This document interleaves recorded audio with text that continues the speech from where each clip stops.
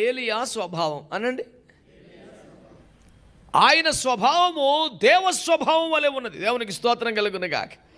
మరి ఏలియా మన వంటి స్వభావం కలిగిన మనుషుడని చెప్పడంలో దేవుని తాత్పర్యమేమనగా, అతడు దేవదూత కాదు, దేవుడు కాదు, పైలోకమును ఊడిపడిన వాడు కాదు, మనలాంటి మనుషుడే.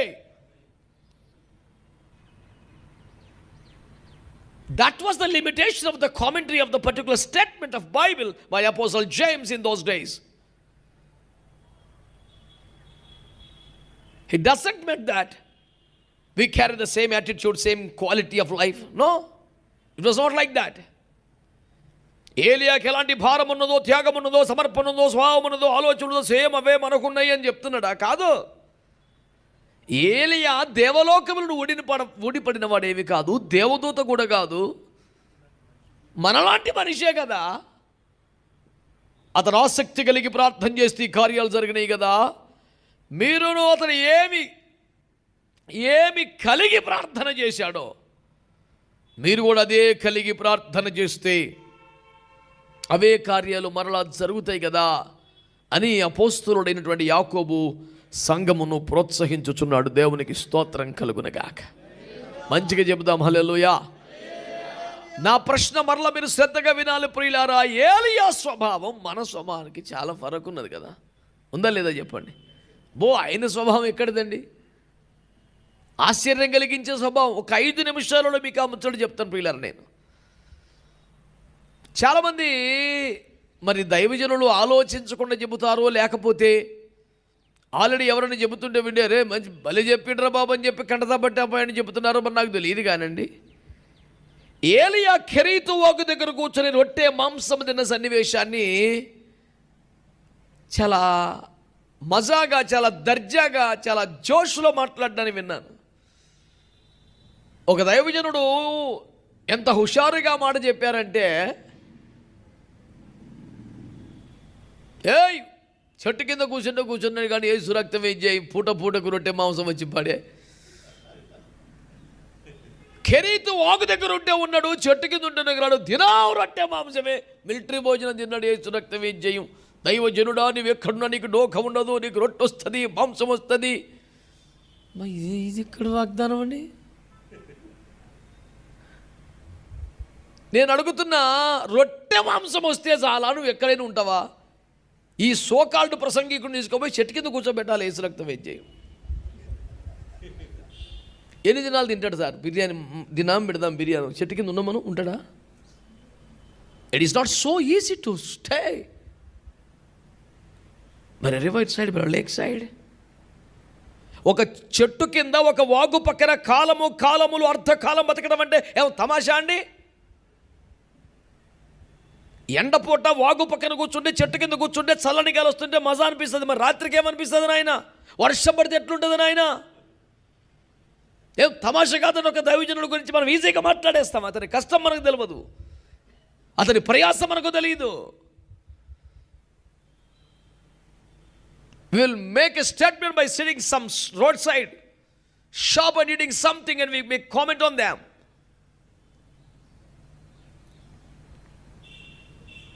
కొంతకాలం పాటు ఆ దైవజనుడికి ఇల్లు లేదా, వాకిలు లేదా, ఏమీ లేదు. ఓ చెట్టు కింద కూర్చున్నాడు. రాత్రి చలి పెట్టదా? వర్షం వస్తే ఆయన పరిస్థితి ఏంది? కప్పుకునే గొంగలి బతుకుకి వర్షం పడితే తడిసిపోతే ఆ తిప్పలు ఎంత ఘోరంగా ఉంటుంది, ఆ వాసన ఎంత భయంకరంగా ఉంటుంది. మేక వెంట్రుకలతో చేయబడిన గొంగలి తడిస్తే ఎట్లుంటుంది పరిస్థితి? అంటే రోజుకొకసారి రొట్టె మాంసం పెడితే ఏడైనా బతకొచ్చునా? దైవజనుడికి శ్రమ లేదు, దుఃఖము లేదు, హాయిగా రొట్టె మాంసం తినుకుంటూ దర్జాగా బతికాడనే స్టేట్మెంట్ ఒక దుర్మార్గమైన స్టేట్మెంట్ అంట. నేను అది నేనేమంటే, రొట్టె లేకపోయినా మాంసం లేక బతుకోవచ్చు. ఇంత చాటు ఉంటే, చింత చోటు ఉంటే, ఒక రూమ్ ఉంటే అట్లీస్ట్ అండి. కానీ ఏలియా కెరీతు వాగు దగ్గర నివసించిన కాలములో దేవుని మనస్సు కలిగి సేవ చేశాడు, దేవుని సంతోషపరిచాడు, దేవుడు అప్పగించిన పని చేశాడు, ప్రార్థనలో పోరాడుతూ ఉండేవాడు. చెట్టు కింద ఉన్న, వాగు పక్కన ఉన్న తన ప్రార్థన జీవితం పడిపోకుండా, చల్లారిపోకుండా బతికాడు. దేవునికి స్తోత్రం కలుగునగాక. మీలో ఎవరైనా దైవజనుడని ఏలియా కెరీతు వాకు దగ్గర నివసించిన కాలములో ప్రార్థనలో చల్లారిపోయినాడు, సేవలో వెనకబడిపోయినాడని చెప్పగలరా? మరైనంత అంత ఖచ్చితంగా సేవ చేయడానికి కెరీతు వాకు దగ్గర కూడా సౌకర్యం ఏమిటి? ఒక వాహనం ఉండిందా? కంప్యూటర్ ఉందా? ఏసీయం ఉందా? పరిచారకులు ఉన్నారా? పోనీ ఈ కాకి చేత ఆహారం అన్న మాటను తీసుకుంటే కూడా ప్రతిరోజు కాకి ఆహారం చేస్తుందని దేవుడు స్పష్టంగా ఇతనికి వాగ్దానం చేశాడేమన్నా? కొడుకా నువ్వు ఎంతకాలం అక్కడ ఉన్నా నీకు రొట్టె మాంసం వస్తుందిరా అని దేవుడు ముందుగా ప్రామిస్ చేశాడా దర్జాగా ఉండడానికి? ఓబద్య 100 మందిని 50 మందిని గుహల్లో దాచిపెట్టి పోషించినట్టుగా ఎవడైనా ఒక క్యారేజీ తెచ్చిపెట్టాడు ఏలియా గారికి? అరే ప్రతి పూట కూడా ఈ పూట అన్నం వస్తుందో లేదు తెలియదండి. ఎంత ఘోరంగా ఉంటుందా బతుకు? ఏ రోజు కూడా ఇవాళ అన్నం ఉంటుందో లేదు తెలియదు. వస్తే తినాలి, లేకుండా లేదు. కిచెన్ మొత్తం సరుకులు ఖాళీ చేసి ఉంటావా? ఎన్ని దినాలు ఉండగలవు చెప్పు? ఆ టయానికి భోజనం వస్తే తినడం, లేదా ప్రార్థన చేసుకుంటూ కూర్చోటమే. ఒక గింజ కిచెన్లో లేకుండా చేయగలవా? అలాంటి ఇంట్లో ఉండగలవా? అది ఇల్లు కూడా కాదాయే.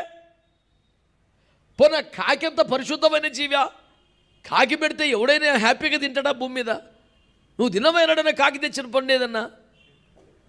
చిలక కొట్టిన పండుని ఎవడో తింటాడు, కానీ కాకి తెచ్చింది దాని మూతిలోంచి పడింది ఎవడన్నా తింటానికి ఇష్టపడతాడా? నేను ఇంతగా చెబుతున్నానంటే అది ఏమాత్రం సంతోషం కలిగించే, సౌకర్యం కలిగించే, గ్యారంటీ కలిగించే ఆహారం కాదండి. ఓ చెట్టు కింద ఉండాలా, ఒక వాగు పక్కన ఉండాలా? అసలు ఏంటా లైఫ్? ఓ చోటు లేదు, మరుగు లేదు, నీడ లేదు, ఏంటంటే జీవితం? అక్కడ కూడా ఏలియా తన ప్రార్థన జీవితాన్ని కోల్పోలేదండి. పోనీ అక్కడి నుంచి సారేపతికి ట్రాన్స్ఫర్ చేశాడో, ప్రమోషన్ ఇచ్చాడో అనుకుందాం. ఇక్కడ కాకి ఎంగిలి తినే దరిద్రం పోయింది, కానీ దేవుని కృపలో కూర క్యాన్సిల్ అయిపోయి ఈడికి వచ్చినాక దినానికి ఒక అప్పమట. అంతే కదా సార్? ఒక్క రోజుకి ఒక అప్పము. మరి కూర ఇంత పిండి ఇంత నూనె వస్తుంటే ఒక్క అప్పం అవుతుంది. అయ్యగారికి పెట్టిన తర్వాత మళ్ళీ పోస్తే మళ్ళీ కనపడితే ఇంకో అప్పం తయారవుతుంది. వాళ్ళిద్దరు తింటున్నారు. మళ్ళీ రేపు చూస్తే మళ్ళీ ఇంత పిండి ఉంటుంది అక్కడ. కూర ముచ్చటే లేదు. తింటావా చెప్పు? ఎన్నడైనా కరువు వస్తే ఒక్క దినం తినడే ఎక్కువ. దేవునికి స్తోత్రం. సారేపతిలో ఉన్నంత కాలం అయ్యగారికి ఏమి లేదు, కూర లేదు, కేవలం అప్పమే, రోజుకొక రొట్టె. అది తిని మళ్ళీ రేపటి దాకా బిడ్డ కొరకు ప్రార్థన చేయాలి. ప్రభువా బిడ్డను పోషించు నాయన, నా మొట్టు నేను రొట్టె మాంసం తింటున్నా, నాకు మంచిగానే ఉన్నది, కానీ ఈ బిడ్డ చనిపోకూడదని మేము బ్రతకాలని ఇక్కడికి వచ్చి ప్రార్థన చేయమన్నాం.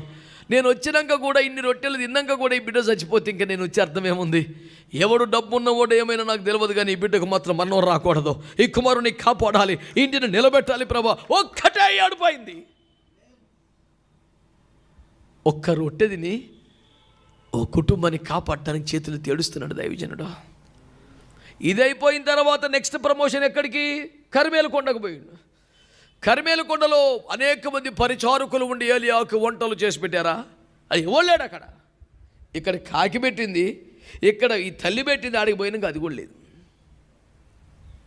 కర్మేలు కొండ మీద ఏలియా ఆహారం ఎక్కడ చెప్పండి, మీరు రెఫరెన్స్ రాయండి, చదవండి. ఎవరు పెట్టారు ఆయనకు? నేను చెప్పనా? పోతున్నా కొద్ది సౌకర్యం తగ్గుతూనే ఉంది. కామన్ మినిమం గ్యారెంటీ కూడా పోతుంది. అయినా యెహోవాయే దేవుడిని దేశాన్ని రుజువు చేయడానికి ఆసక్తి కలిగి అతడు ప్రార్థనలు చేశాడు. చప్పట్లు కొట్టి స్తోత్రం చెప్తాం ఒకసారి. దేవునికి మహిమ కలుగును గాక. ఆమేన్, హల్లెలూయా. ప్రియులారా, దైవజనులారా, ఒక్క మాట సీరియస్గా ఆలోచన చేయండి. నివాసం లేని ప్రాంతం, సరైన వస్త్రం లేని జీవితం, సరైన కూర లేని బతుకు, అసలు ఎవరు తోడు లేని బతుకు. అన్ని చోట్ల కూడా ఏలియా ఆకాశములు మూయబడి తెరవబడి అంత తీవ్రంగా ప్రార్థనలు చేశాడు. దేవునికి స్తోత్రం చెప్పండి. ఏలియా స్వభావం ఎలాంటి స్వభావం తెలిసినా నాకెంతో దుఃఖం అనిపిస్తుంది. నేనంటే అన్నం లేకపోయినా బతకొచ్చు, కానీ మంచి వస్త్రం లేకుండా ఎట్లా సార్ బ్రతికేది? ఎంత సిగ్గు అనిపిస్తుంది, ఎంత కష్టం ఎవరికైనా. ఒక మంచి నిండైన వస్త్రం లేకపోతే ఎంత బాధ అనిపిస్తుంది.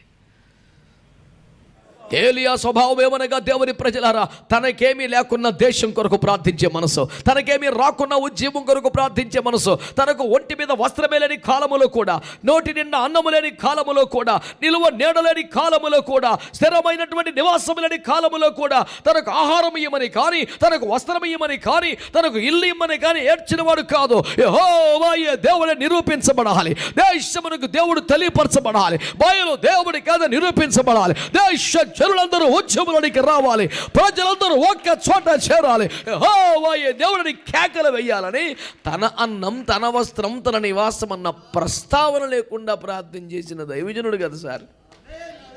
అది ఏలియా స్వభావం.